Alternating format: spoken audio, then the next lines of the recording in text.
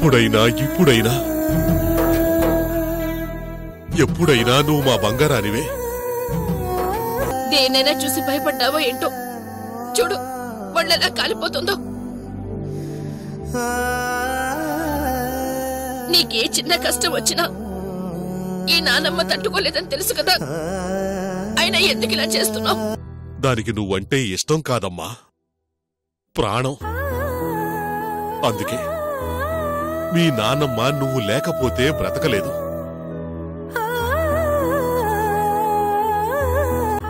నిన్ను ప్రాణంగా ప్రేమించే ఆ పిచ్చిదానికి నువ్వు సొంత మనవరాలివి కాదు అన్న నిజం తెలిస్తే తట్టుకోగలుగుతుందా అమ్మా? గుండె పగిలి చచ్చిపోతుంది.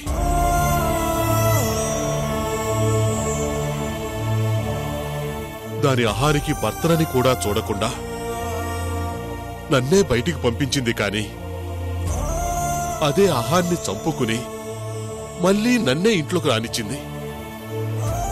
దేనికోసమో తెలుసా? నీకోసమేరా తల్లి.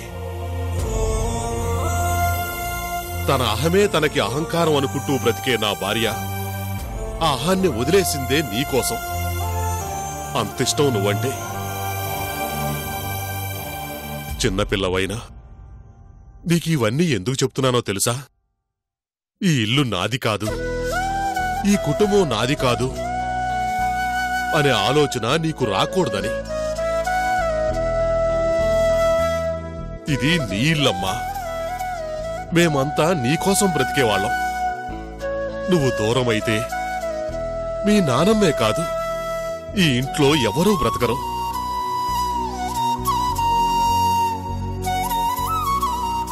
ఒక ప్రాణం నిలబెట్టడానికి నిజం దాచకూడదమ్మా.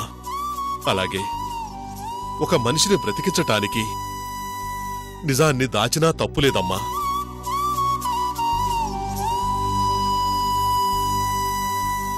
ఈ 2 రోజులు జరిగిందంతా కలని నువ్వు మర్చిపోగలిగితేనే మీ నానమ్మ మన కళ్ళ ముందుంటుంది. అది గుర్తుంచుకో అమ్మా. నాకు నానమ్మ కావాలి తాతయ్య.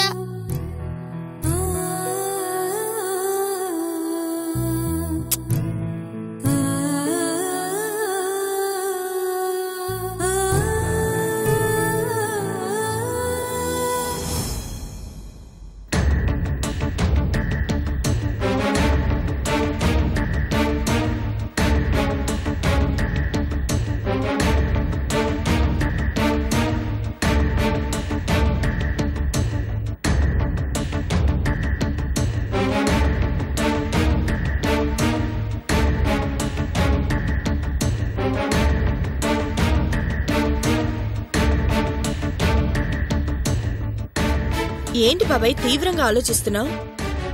నీ గురించి, నీ మనోహరుడు గురించమ్మా. మా గురించి నువ్వాలోచించడానికేముంది? తండ్రి లాంటి వాణ్ణి, పైగా నీ ఉప్పు తిని బతుకుతున్నవాణ్ణి, నీ గురించి ఆలోచించకుండా ఎలా ఉంటానమ్మా? అవునా? ఇంతకీ దేని గురించి ఆలోచిస్తున్నావో? నిన్న నువ్వు అంత ప్లాన్ చేస్తే ఆవేశంగా తాళి తీసుకున్నాడు, ఇంకేముంది కట్టేస్తాడు, నీ కోరిక తీరబోతుంది అన్నంత బిల్డపిచ్చాడు. చివరి నిమిషంలో తాళిని పారేసి తందారం తను పోయాడు. పారేసింది తాళినేనా మనల్ని కూడానా అని ఆలోచిస్తున్నానమ్మా. మనల్ని పారేయడమేంటి? మరి అంతే కదమ్మా. నిన్ననగా పోయాడు, ఇప్పటిదాకా రాలేదు, కనీసం ఫోన్ అయినా చేయలేదు. వస్తాడో రాడో అన్న అనుమానం కాస్త శాశ్వతంగా దూరమైపోతాడో అన్న నమ్మకం కలిగిందమ్మా. ఏమన్నావ్? శాశ్వతంగా దూరమైపోతాడేమో అనిపిస్తోందమ్మా.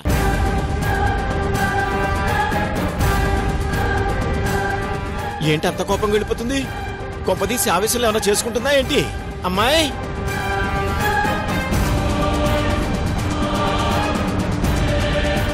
అమ్మాయి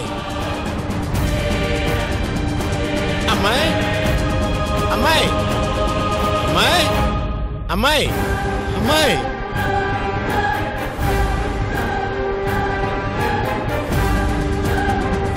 అమ్మా వద్దమ్మా, ఆత్మహత్య మహాపాపం అమ్మా.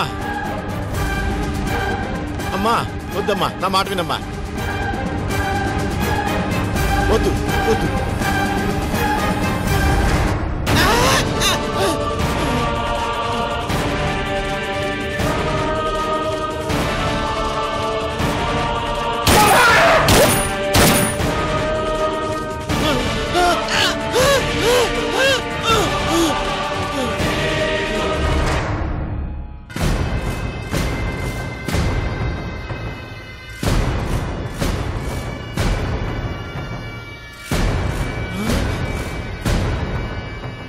కాస్తలో గురి తప్పింది కానీ లేకపోతే నాకు శంకు గంటే కదమ్మా.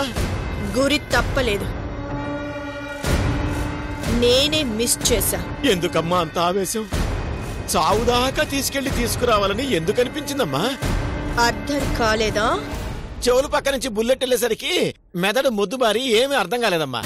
ఇంకోసారి రాజశేఖర్ రాడు, శాశ్వతంగా దూరం అవుతాడు అన్న మాట నీ నోటి వెంట వచ్చిందో ఈసారి మిస్ అవ్వదు. ఆ చిన్న మాట నా ప్రాణాల మీదకి తెచ్చిందా? అది చిన్న మాట కాదు బాబాయ్. ఈ రాజేశ్వరి చెవి వినకూడని మాట. ఇక్కడ నేను అల్లాడుతుంటే అక్కడ వాళ్ళు ప్రశాంతంగా ఉన్నారు. రాజశేఖర్ తన ఫ్యామిలీతో ఎంజాయ్ చేస్తున్నాడు. ఆ ఇంట్లో ప్రశాంతత ఉండకూడదు, ఉండనివ్వను.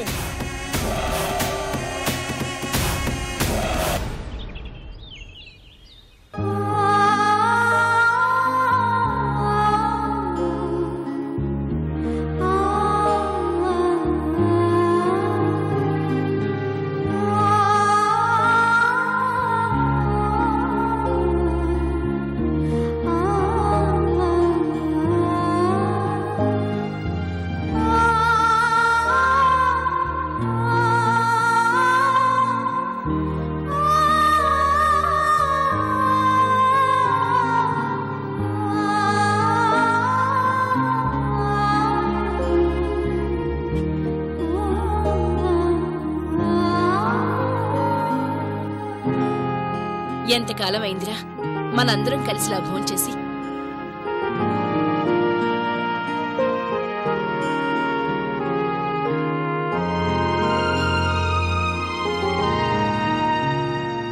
అందరం ఉంటున్నా ఎవరికి వారే అన్నట్టుగా ఉంటున్నాం. ఇలా భోజనానికైనా అందరం కలిసి కూర్చుంటే మాటలు పెరుగుతాయి, మనసులో ఏమైనా మనస్పర్ధలున్నా తగ్గుతాయి.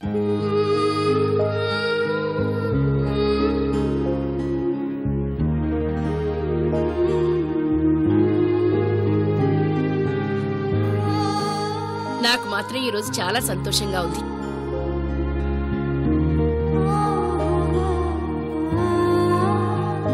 ఏంటి నా బంగారం మౌనంగా ఉంది?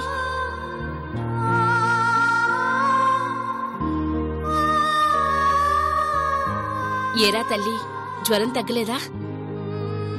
జ్వరమేమీ లేదే, మరి అలా ఉన్నావేంటమ్మా?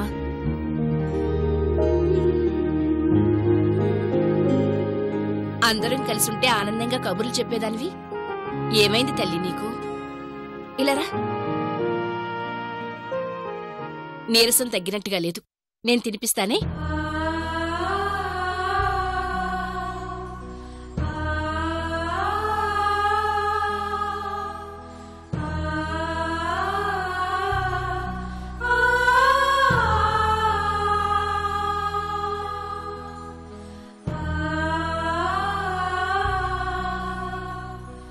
ఏంటి ఎవరు ఏమీ మాట్లాడడం లేదు?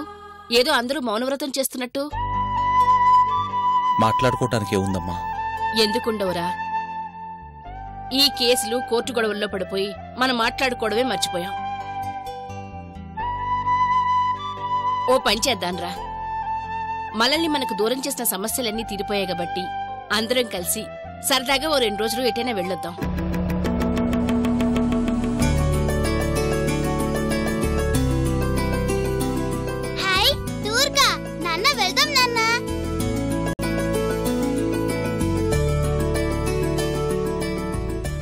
మీ అమ్మ చెప్పింది నిజమేరా. 2 రోజులు ఏటన్నా వెళితే పిల్లలకే కాదు అందరికీ బాగుంటుంది.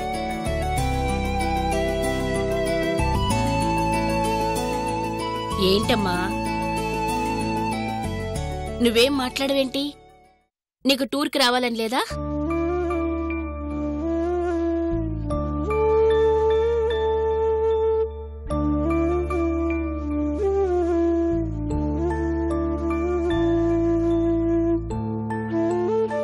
రావాలని లేదా?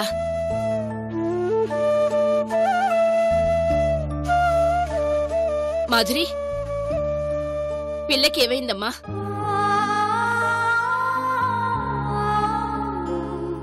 ఇలా ప్రవర్తిస్తుందేంటి? చెప్పా పెట్టకుండా వెళ్ళి అర్ధరాత్రి వరకు ఏటో తిరిగొచ్చింది. గాలి ధూళి ఏమైనా సోకిందో ఏంటో. తిన్న వెంటనే ఎర్రనీళ్లతో దిష్టి తీసేయి. సావిత్రి రానందని మనము వెళ్ళొద్దా? వెళ్దాం నానమ్మ. వచ్చే వరకు నాన్న కూడా మనతోనే ఉంటాడుగా. తప్పకుండా వెళదామమ్మా. అందరం వెళ్తుంటే మీ అమ్మా నాన్న మీతో రాకుండా ఎక్కడికి వెళ్తారు? నాన్న ఆఫీస్కి వెళ్ళిపోతారుగా.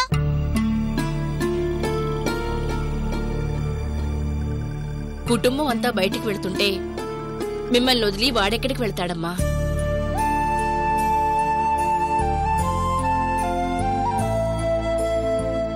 చక్కటి భార్య, ముచ్చటైన పిల్లలతో సరదాగా బయటికి వెళ్లాలని వాడికి మాత్రం ఉండదా?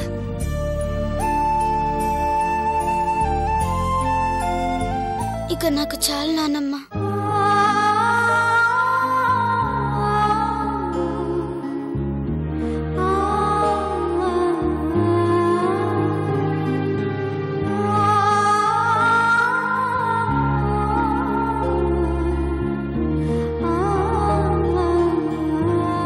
నిజంగానే పిల్లలో ఏదో మార్పు వచ్చింది.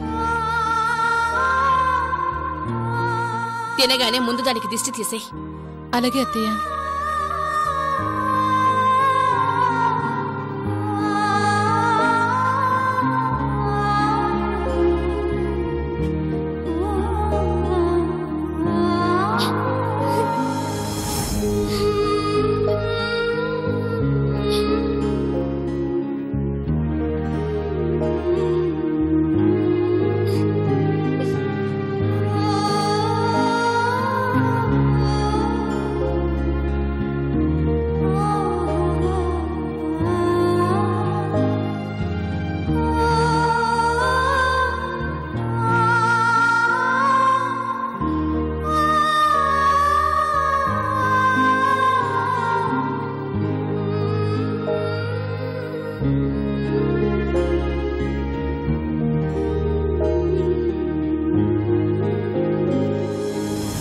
ఏంట్రా తల్లి, ఏమైంది? ఎందుకేడుస్తున్నావు? నాన్న గుర్తొస్తున్నాడు తాతయ్య.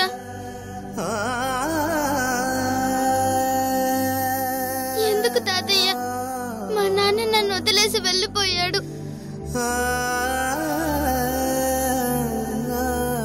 నేనెప్పుడు కనిపించినా నిన్ను ప్రేమగా చూసుకునే మా నాన్నకి ఏమైంది?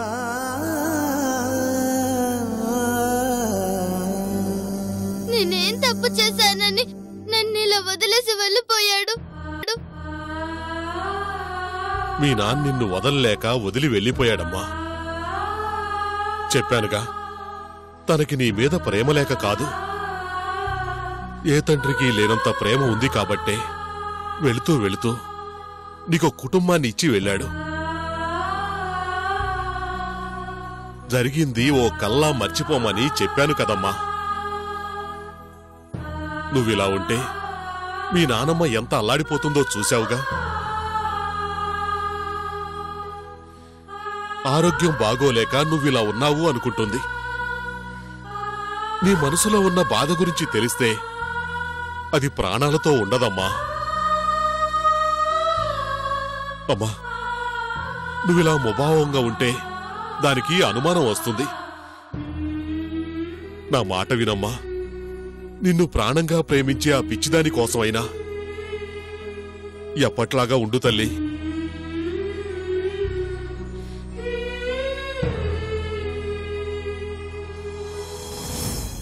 నా వల్ల కావట్లేదు తాతయ్య.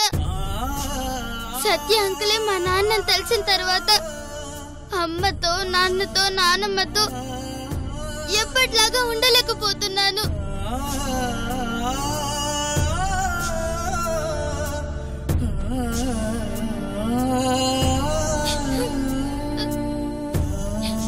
నాన్ననొక్కసారి చూడాలనిపిస్తుంది తాతయ్య. ప్లీజ్ తాతయ్య, మా నాన్న నాకు చూపించు తాతయ్య, ప్లీజ్.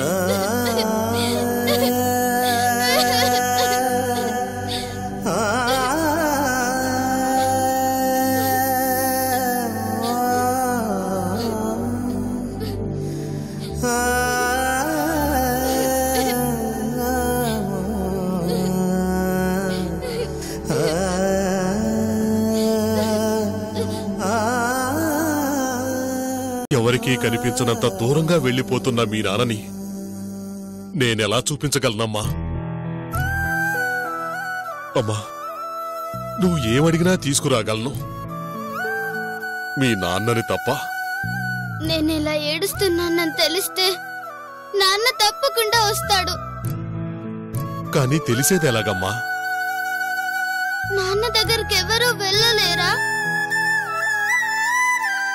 వెళతారమ్మా, అందరూ వెళతారు. కాకపోతే కాస్త ముందు వెనక అంతే. ఎవరన్నా వెళ్తుంటే నేను వాళ్ళతో వెళ్తాను తాతయ్య.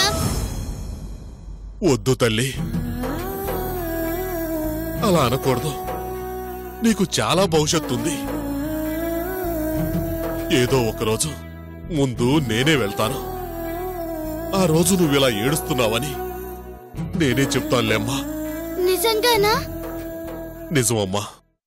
అయితే తొందరగా వెళ్ళు తాతయ్య, నా కోసం మా నాన్న వచ్చేస్తాడు.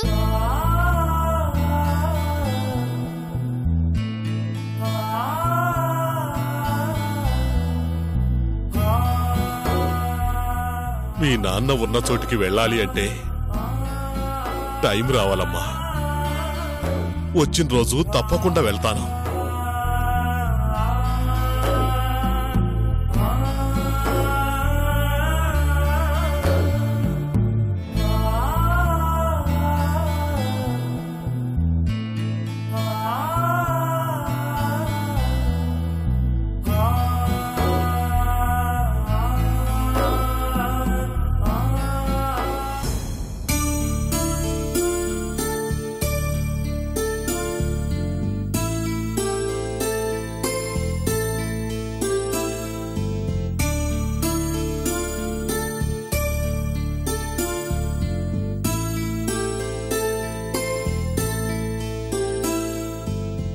ఏంది బిడ్డ పైసలు లెక్క పెడుతున్నావు? ఉన్నది గా పైసలే, మనం జాగ్రత్తగా ఖర్చు పెట్టాలి. నెలంతా గా పైసలతోనే బతకాలి. ఈ పైసలు మనం బతకనికి కాదు, మరి ఈ స్కూలు ఫీజు కట్టనీకి. తిన్నికే పైసలు లేవంటే ఫీజు కట్టుడేంది బిడ్డ? కట్టాలి నాయనా, నేను మంచిగా చదవాలి. ఏంది బిడ్డ, గా సారు చెప్పిండు కదా అని గిట్లా మారితే ఎట్లా బిడ్డ? మారాలి నాయనా, తిన్నా తినకున్నా నేను చదవాలి. సంగటి ముద్దకు రాని చదువెందుకు బిడ్డ? గా సారు చెప్పినట్టు మనం బతకాలి అంటే బతకలేం బిడ్డ. గా పైసలు ఫీజు కట్టదు బిడ్డ. ఇది మన కోసమే నాయనా. ఇప్పుడు మనం ఖర్చు చేసే పైసలే రేపటికి మన పెట్టుబడి. ఏం సమజైతలేదు. బతకనీకి పైసలు లేకుంటే పెట్టుబడి పెడతానంటవేంది? చదువు మీద పెట్టుబడి పెడితే మనకేమొస్తుంది బిడ్డ? నీకన్నీ సమజైతే నా బతుకు గిట్లెందుకుంటది? గీ చిల్లరే రేపు మనకు కోట్లిస్తాయి నాయనా. కోట్లు వస్తాయా? గా సారుంటే వచ్చేటియే, గా సారు లేకుండా పోయిండు. కోట్లు ఎట్లా వస్తాయి బిడ్డ? జరంత దిమాగు పెట్టి సోచాయించు. నన్ను గాసారే ఈ స్కూల్లో చేర్పించిండా? గాడా మా నాయన పేరు ఎవరిదుంది? గా సారు పేరే ఉంది. ఇంకో 5 ఏండ్లు కష్టపడి 10వ క్లాసు పాస్ అయిననుకో మార్కుల లిస్ట్ వస్తుంది. అందులో ఏముంటుంది? పైన నా పేరు, కింద సత్యప్రసాద్ కూతురనే ఉంటుంది. సరే, గట్లనే ఉంటది. ఆడా ఈడా పేరుంటే మనకేమొస్తుంది బిడ్డ? నీ దిమాక్లో మన్నువడా, నువ్వు గిసొంటోడివి కాబట్టే గల్లీలో గరీబోయినవేను. అందులో నా పేరు సత్యప్రసాద్ కూతురు అని వచ్చిందంటే నేను ఆ సారు సొంత కూతురు అన్నట్టు. సొంత బిడ్డని కాబట్టి మా నాయన ఆస్తులా నాకు వాటా కావాలని కోర్టుకు పోవచ్చు. ఓయమ్మో మాయమ్మో, నీ దిమాకే తల్లి. నీకు లేదనే ఆ దేవుడు నాకిచ్చిండు. కోర్టుకు పోతాం సరే, ఆస్తులు ఏడున్నాయో మనకి తెలవదు కదా బిడ్డ.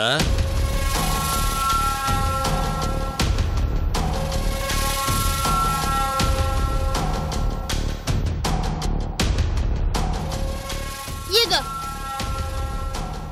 ఇవన్నీ గా సారాస్తులే. 5 ఏండ్లు అయినాక ఇవన్నీ మన ఆస్తులైతాయి. ఈ గరీబోడిని పెద్ద పటేళ్లు చేయనీకే నా కడుపును పుట్టినావా బిడ్డ? బొక్కల్లో గుజ్జు తీస్తా. నిన్ను పటేల్ని చేయని కాదు, నేను దొరసాల లెక్క బతకనికి గిదా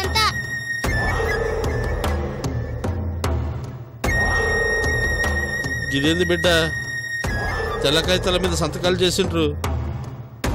ముందు ముందు ఉపయోగపడతాయని ఈ స్కూల్లో ఇయ్యాలని చెప్పి అప్పుడప్పుడు గిట్ల సంతకాలు చేయించిన.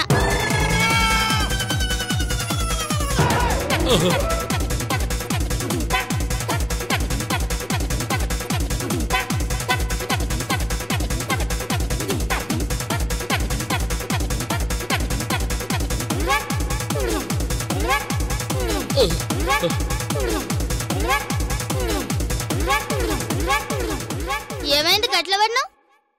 నీ తెలివి చూస్తుంటే కళ్ళు సైకిల్ చక్రాలు లెక్క గిర్రం తిరిగినాయి బిడ్డ.